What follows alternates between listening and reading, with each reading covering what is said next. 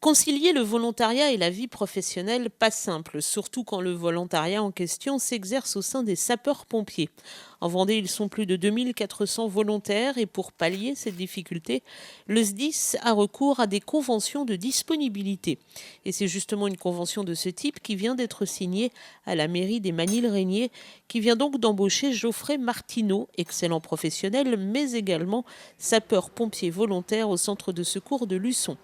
Grâce à cette convention, Geoffrey peut donc se rendre disponible sur certains créneaux horaires si la caserne a besoin de lui, un choix assumé par la commune.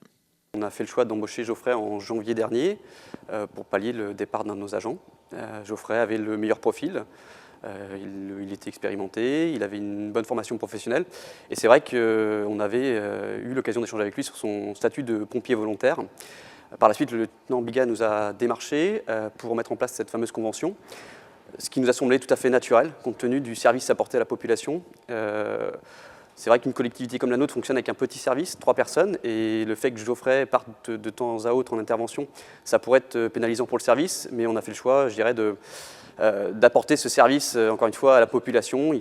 Autant faire des efforts, on peut faire des efforts et on doit faire des efforts financièrement sur certains postes, autant je pense qu'en termes d'éducation, en termes de santé, en termes de protection des populations, on ne peut pas se permettre de faire des économies. 4 sapeurs-pompiers volontaires du centre de secours de Luçon sont ainsi conventionnés et forcément c'est un véritable plus pour la caserne et pour le fonctionnement des secours. Tout à fait, en Vendée, 90% des pompiers sont des pompiers volontaires. À Luçon, nous avons des pompiers professionnels et des pompiers volontaires. Et cette complémentarité est importante et va même être complétée par ces agents municipaux qui sont également pompiers volontaires. Voilà, et s'ils sont disponibles, si leur activité professionnelle leur permet d'être disponibles, ils se mettent disponibles avec l'application Smart Emis. Et dès qu'il y a une intervention qui nécessite plus que le personnel qui est disponible en caserne ou en astreinte, ces agents municipaux vont être bipés et permettre la sortie d'un 3e engin éventuellement sur le secteur. Et donc ça va nous permettre d'améliorer encore notre capacité de réaction au niveau du centre de secours de Luçon. Et dans les faits, le fonctionnement de cette convention est assez simple. Très simplement avec l'application Smart Emis. Donc c'est très souple. Donc après, selon le travail que je vais effectuer dans la journée, je vais me mettre disponible ou non disponible. Et donc ça permet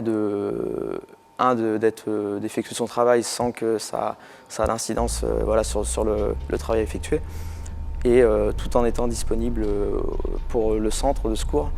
J'ai une transparence par rapport à mes interventions et puis mes départs. Dès que je quitte mon travail, donc je les avertis par message, qu'ils soient au courant que je quitte la commune et que je reste indisponible pendant une petite période.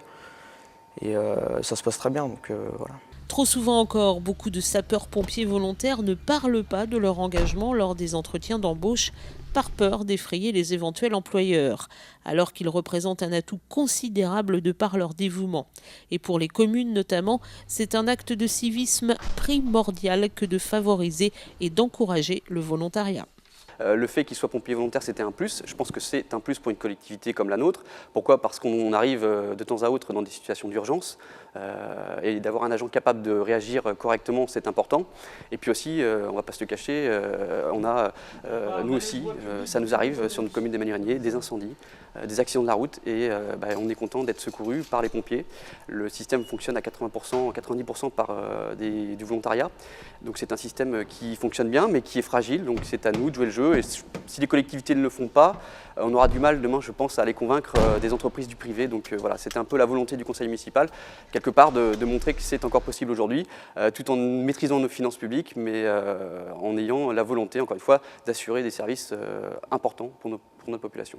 Bref, il ne faut pas être frileux pour embaucher un sapeur-pompier volontaire, loin de là.